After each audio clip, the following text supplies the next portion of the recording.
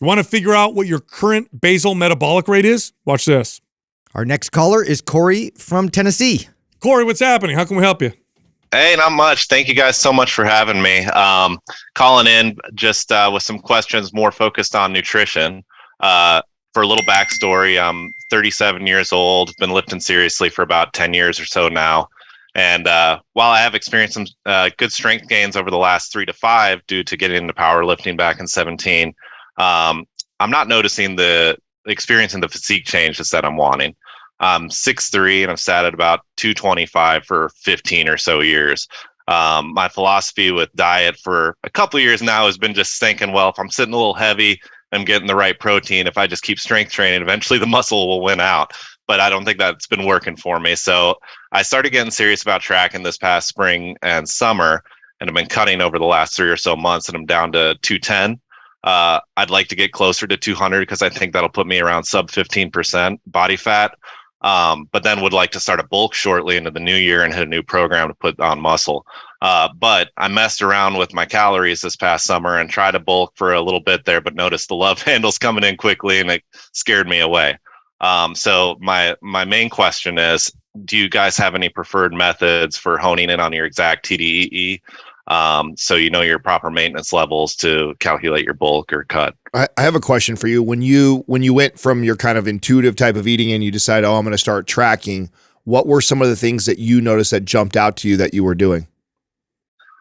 Well, it felt the protein intake was definitely way more intentional. I felt like I was really having to eat a lot more to get the protein up. And I don't know what's really true out there, but I felt like being a little bit bigger of a guy, 6'3", 225, it was like, gosh, I'm having to eat a ton of meat or, drink extra protein shakes to get up there. So that was a big thing. If you're asking specifically from a diet perspective. Yeah, that's exactly what I was looking for. So, I mean, I think that's, and typically, and that's what I love about tracking is that's probably where if you're not tracking, that's probably the area. And that's, by the way, the exact same situation that I'm always in because, 220 grams of protein for me too is a lot. And and even if every meal I have is protein focused, I very easily can grossly underconsume protein. And it has a direct impact on how much muscle I build and how fast I can get that metabolism up. So I definitely make sure you stay on the course with that because that will be the difference maker in this. Yeah, so to figure out how many calories you should be consuming, you need to track what you normally eat for at least a week or two. And then if you don't gain or lose weight within that period of time, then that's about as accurate as you're going to get in terms of how many calories you need to maintain. And then you go from there. If you gained or you lost, then you want to adjust and say, okay, well, I gained 2 pounds during that 2-week period of tracking, and I was averaging 3,000 calories a day. So my daily maintenance is probably a few hundred calories below 3,000 or whatever that number was. So that's basically it. That's really the most accurate way you could do it, aside from getting your metabolism tested at some university. But even then, I mean, your metabolism shifts and changes. We still would recommend that. We have a calculator online that you guys have free access to that we still would recommend this way. It's just this general idea, but you got to track. That's really the only way. Now, once you track for a couple weeks, now you have a number, and then you work from there. Okay, I know that my maintenance is 3,000 because that's what I've been eating for 2 weeks. I haven't gained or lost any weight. I want to cut. Well, I'm going to bring it down to 2,500 calories. Or I want to bulk, and I'm going to bring it up to 3,500 calories. That's really the best, most accurate way to do this process. Okay. Yeah, because I always felt like the calculators with being bigger were kind of shooting me low a lot of times. And then also I'm in IT. So, unfortunately I'm sitting a lot. I have invested in stand-up desks and try to move, but it's just been a nebulous area for me trying to figure that out. So, but it has felt like that's the approach I'm kind of going towards, and it's good to hear that affirmation. Yeah, the other thing is too, when you do like a reverse diet or increase calories, is especially a guy like you and I who have already a hard time getting protein, really discipline yourself to get that from either protein sources or whole food sources, and not let yourself justify, oh, I'm in a bulk, therefore I'll go ahead and grab that cheeseburger, or I'll add some fry. Like, sometimes we do that psychological game where, oh, the guys told me I should bulk, so I'm in the bulk now. And so then you start justifying adding foods that aren't serving you very well. And that is like it's a double whammy for a guy who already has a hard time hitting protein, because then what you end up doing is you overconsume on the calories a little bit and you underconsume on your protein intake. And that, for like our body, that's all bad, bro. That's like you lose muscle and you put body fat on, which gives you this like shift of, oh shit, I'm really not doing well, right? So really pay attention to that. Stay on top of that protein. When you do decide to increase calories, do it from whole foods. Try and do it through protein. Don't let yourself justify the treats and the bullshit of the calories, because what you'll end up doing is you'll increase the calories, not hit your protein intake, and that's like the worst of both worlds. Yeah, what did your macro breakdown look like when you said you're kind of increasing calories and you had a bit of love handles kind of forming? Yeah, so I was sitting for a little while when I first started tracking. I was guessing my maintenance was in the 26 to 2800. So I had a couple weeks where I pumped it up to 29 just to kind of see what my body was doing. But then and even my wife was like, "Yeah, I've been noticing you're a little thick in the waist." So at like 32. So when I was at 3,200 calories, I mean, it was. Based on some stuff I've just found online, I was like trying to get 220 grams of protein, like 90 grams of fat, fill it in with carbs the rest of the way. Yeah. And there's a lot of different ways you can organize this. But with the amount of calories and protein you're eating, you're probably going to want to have maybe 4 meals a day, and you don't need to necessarily go 220 grams of protein. You'd be fine with 200 as well. Okay. Yeah. So 200 to 220. So long as you hit that kind of calorie target, especially if you're trying to cut. If you're trying to bulk, then of course that can go up a little bit, or that will go up a little bit. Hopefully what I said hit home for you, because I feel like what the stuff that you challenge with is very similar to me, and I know that's exactly what if I fuck up, it's because I'm not hitting my protein intake. I'm filling the extra calories up with carbs and fats. And so then I get this like, oh, then I just put on body fat. I don't put muscle on. So it's like so important that even when you go into a quote unquote bulk, that you get it from good sources, whole foods, so that you don't put on the body fat and you actually build the muscle. That, and then I know we haven't really talked a lot about programming, which obviously that still matters here. What are you currently running right now? And maybe what would be really good for you too right now is to do something very novel, something different that you would never really run. So if you gravitate towards the bodybuilder type program, maybe we run something like a Map Strong or a very different, unique program that could serve you too. So what are you doing currently right now?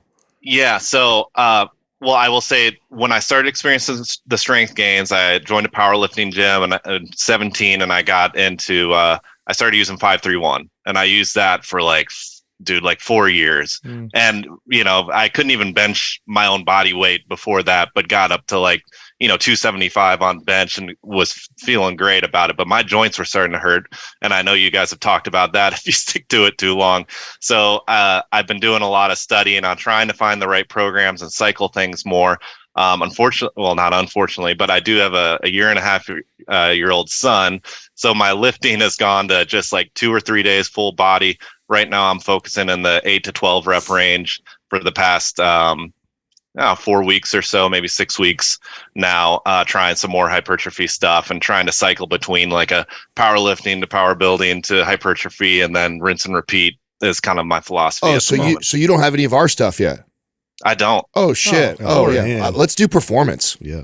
What do you guys think about performance right now? I think Matt's performance would be great, especially because he made the comment about his joints. Yes. And then after that, you'd love Matt's Anabolic. Different. Yeah. Matt, you would love Matt's Anabolic after Matt's Performance, but I think Matt's Performance would make you feel good. Yeah, go Maps Performance right now, then do Maps Anabolic, and then after that, I would do something like Symmetry. I would love to see that order right there. Nice. But we're gonna send you Maps Performance so you can do that. Follow that. Take the advice that we talked about nutritionally, and then circle back to us. I think you're gonna be happy. Awesome. That sounds great. You got it. Thank you guys so much for that. All right, Corey. Thanks, Corey.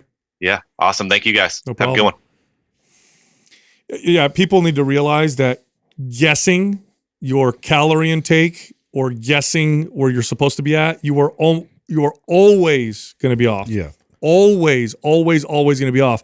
If you want to eat quote unquote intuitively, you have to have a really, really good grasp of the signals of your body, and you have to be able to intelligently manipulate on a day-to-day basis.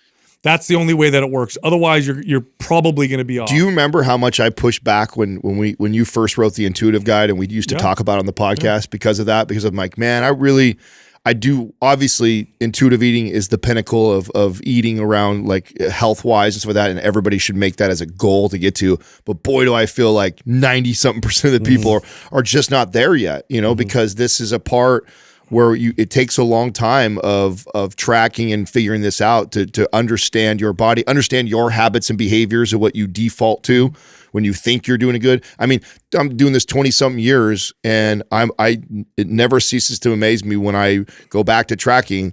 I'm overestimating stuff all the time still. Well, this is where I think too we were kind of coming in in a bit of a bubble in terms of like we were around a lot of people that were like everyday gym goers, like people that were always like sort of stuck in that IIFYM kind of mentality of like I am tracking, I'm hyper focused on my macros, like all this stuff.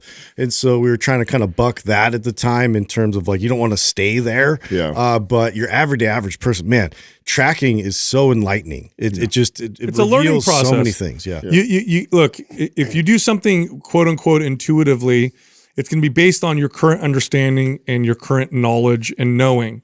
And if your current knowledge and knowing and understanding on a scale of 1 to 10 is a 2, then your intuitive diet is going to be, that's about as good as it's going to get. So it's just a process. But yeah, you don't want to get stuck in tracking. You don't want to get stuck in counting because that's a terrible way to live. That's not a good relationship with food.